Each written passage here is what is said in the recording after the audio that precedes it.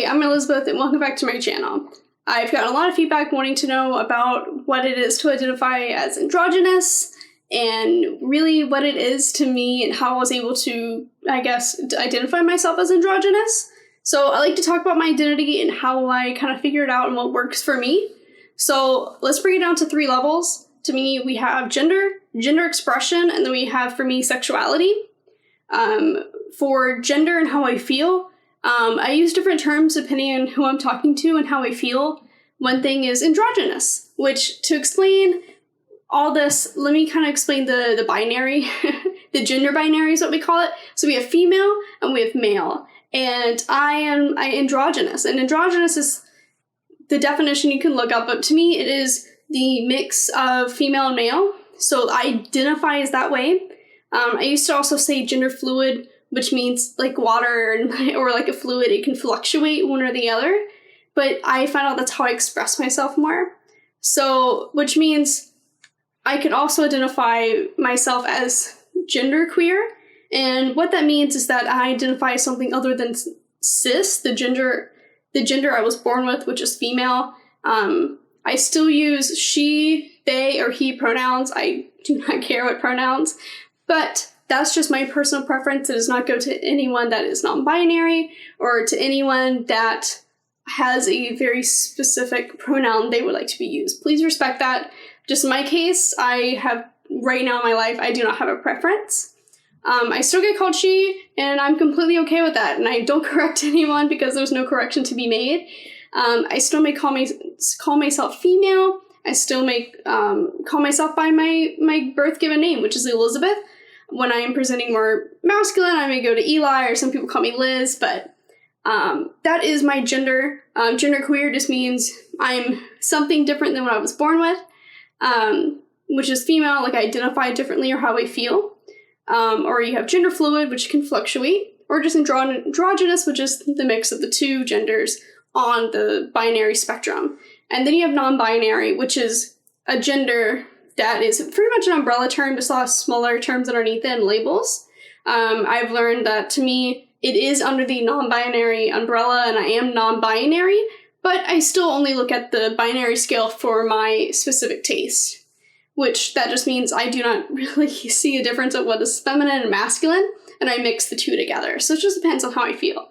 And one thing I don't get to hear much about, I hear a lot about gender, but you may not hear about gender expression. Or if you've heard about gender expression, it may not be in the way you think. So this is how I express my gender.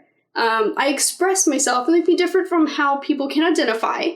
A lot of people may identify as male or female, or the gender they were born with, but express themselves in a different way. To me, I express myself in an androgynous, gender fluid, or and it's not even a queer, but it's different than what is society's normal terms. So what that means is that my fashion, to me, I do not see this is just in a fashion sense and how I present myself and how I feel. It fluctuates. So you can look at it as gender fluid. To me, it's just androgynous, which means it's just however I feel depends on how I wear and how I present myself, depending on what makes me feel feminine or masculine, which it just is up to you, whatever makes you feel better the way you do. The terms are really unnecessary to me. So yeah, and then I have sexuality. For me, I can use different terms. Queer just means I am attracted to someone that is not the same gender, or it's something that is, another thing of cis in a sense, or straight. It means I'm not straight. Queer just means you're not straight.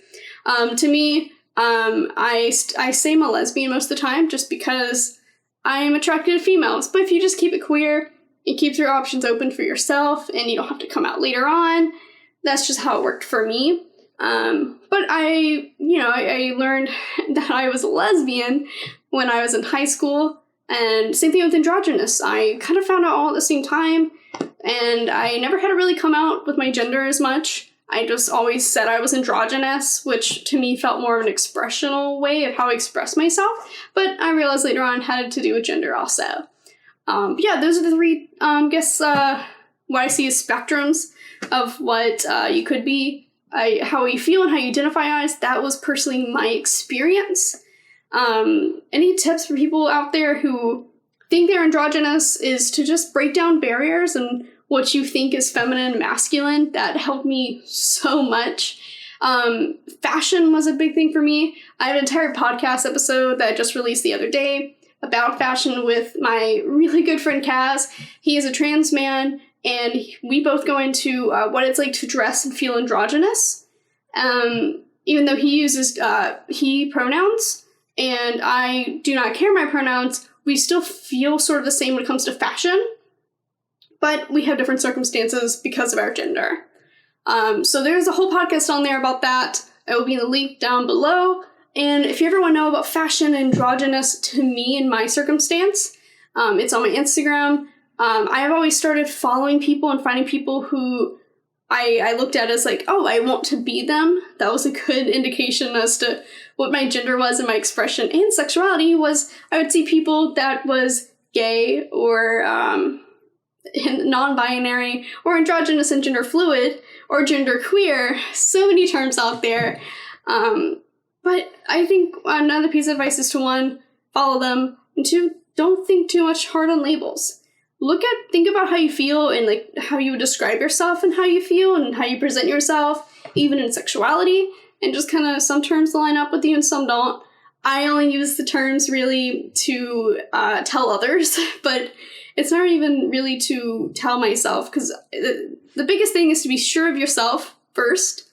And I took a long time to identify and, be confident in myself before I told other people.